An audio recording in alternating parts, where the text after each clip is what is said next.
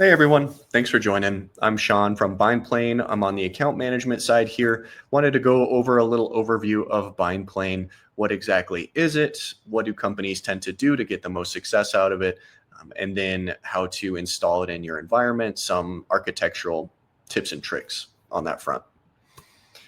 Companies that use Bindplane and see great success tend to have a situation that looks like this, where you've got these destinations for your telemetry data here. So, you've got your SIEM, you've got your observability tools, long-term storage, stuff like that. And for each of those, they require their own proprietary agent to be able to collect and route that into their tool.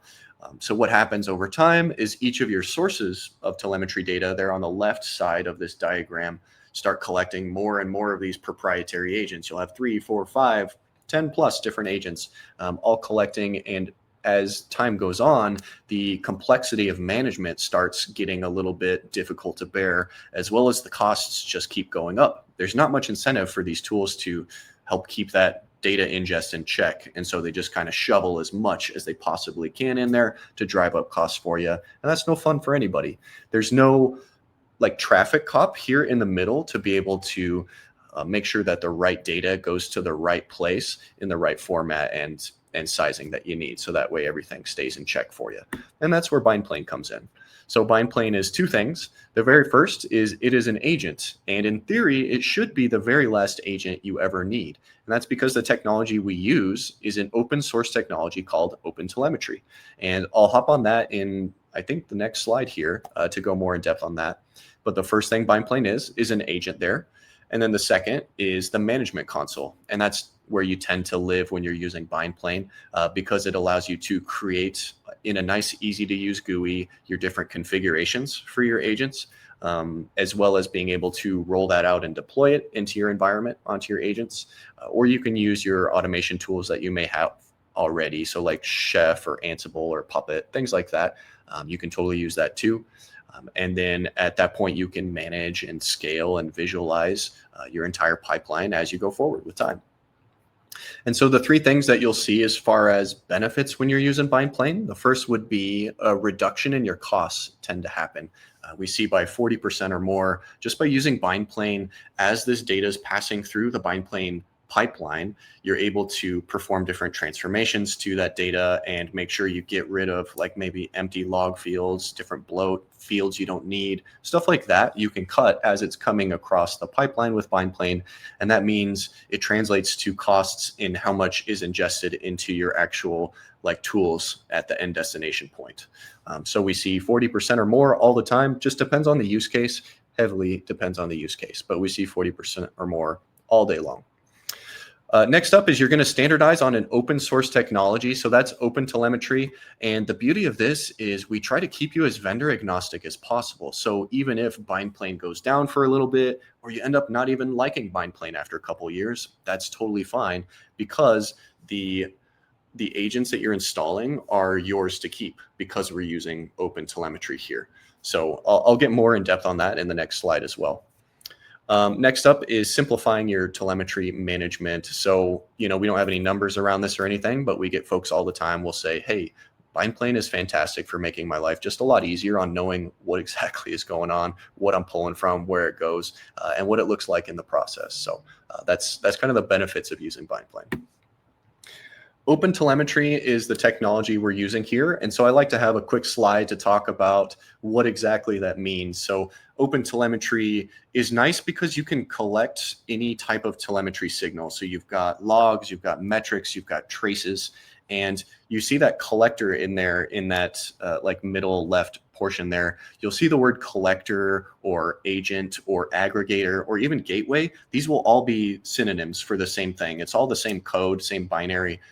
It's just, potato kind of thing in a lot of cases. So you'll see us use the word collector a lot as well. So one single collector that you have installed can pull from any type of signal, and then you can pull from any type of sources of data, and then any number of sources as well. So you can see it can pull from applications, including SDK instrumentation, your different infrastructure, so your VMs, bare metal hosts, Kubernetes, and then of course your cloud platforms. So this one collector you install can pull from any number and type of sources here, and then it can route to any number of destinations you can see on that far right side. So your SIEMs, observability tools, etc.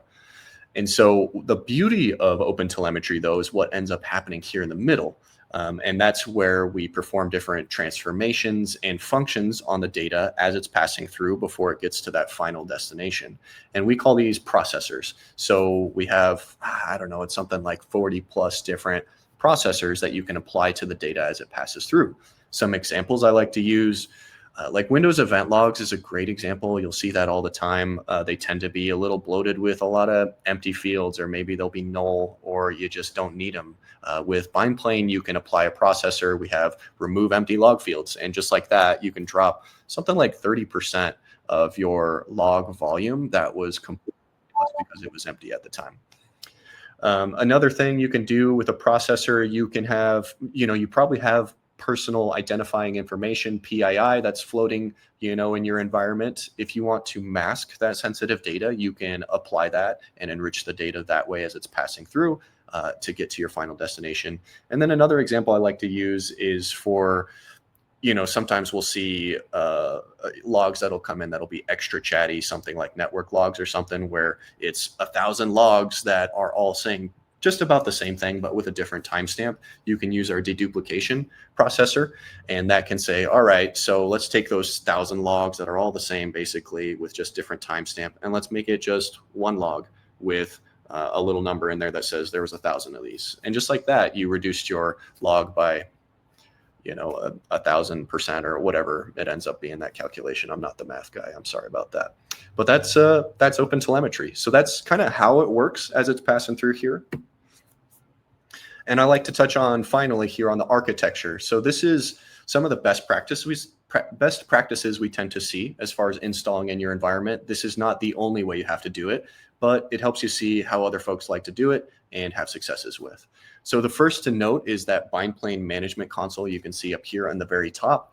That is separate. You're not going to see that blue line of telemetry data passing through. And that's because we're not actually having any data pass through the Bindplane management console. No data passes through. We retain no data. We do not want your data, frankly. And so this is very helpful to know, and also alludes or kind of like touches back to that point I had mentioned of how if Bindplane, the management console, goes down because you're using our SaaS, that's totally fine, because everything you installed in the data plane below that, seeing these blue lines, is totally fine because it's not actually sending through the management console. So that's really helpful for a couple of different reasons and things to think about when you're looking at your architecture here.